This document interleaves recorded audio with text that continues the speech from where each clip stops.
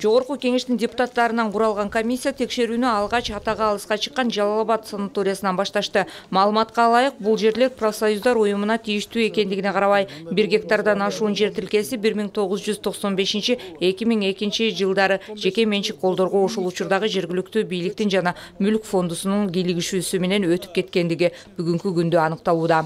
Фугиге тиешеси бар жер бул жер? Жок, бул курорттун жери. Өзүнүн кызмат алынан пайдаланып туруп, губернатор болуп туруп, анан кадастрга өзүнө жасатып алган.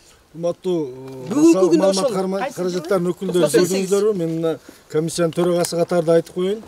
Мына бул курортко тиешеси бар жерди Фугинин чечими менен жеке менчикке өткөрүп алып атат да. Учурдагы экс-губернаторч ушу бул деген элди, мамлекетти, мыйзамды сыйлабайм деген сөз. Мына Фугинин чечими менен Жалал Абадтын курортуна өткөрүп алды. Жалпы жолунан бир 9 объект жеке менчик өткөнү бар, 49 жылга узак мөөнөткө арендага берилгени бар.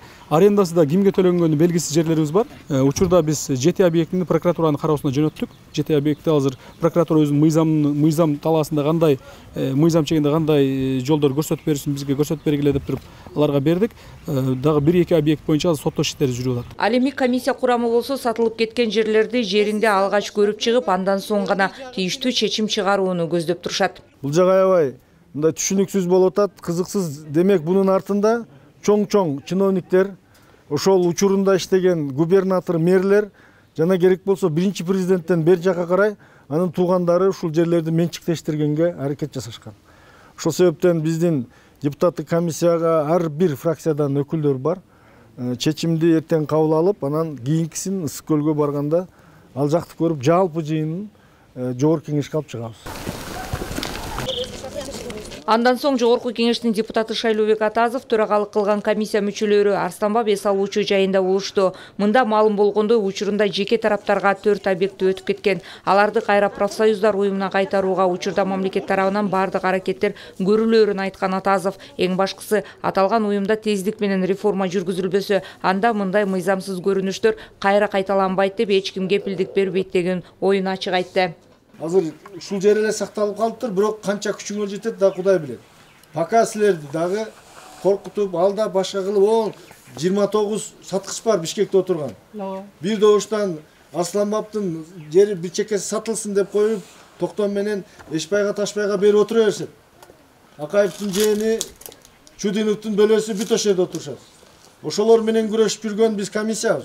Мен чындыгын айта турган болсом, бул жерде ошо мыйзам өзгөрсө эле ал өзүнүн нугуна келип калат, реформа болот. Текшерүүнүн экинчи күнүндө комиссия мүчөлөрү маселеге тийиштүү кызматтардын өкүлдөрү менен жолугушту. Албетте убагы келсе, сатылып кеткен жерлер боюнча түзүлгөн комиссия өз корутундусун чыгарат. Чечимди болсо, албетте президент өзү кабыл алат. Биз комиссиянын жыйынтыгын президентке сунуштайбыз. Президент өз чечим кабыл алсын. Ошол жерлерди райондун администрациясына же шаар мэрияларына өткөрүү, же болбосо мыйзамдарыбыз менен 29 мафиянын буйругун кыркып бир төрага шайлайбызбы, анын президенттин чечими болот.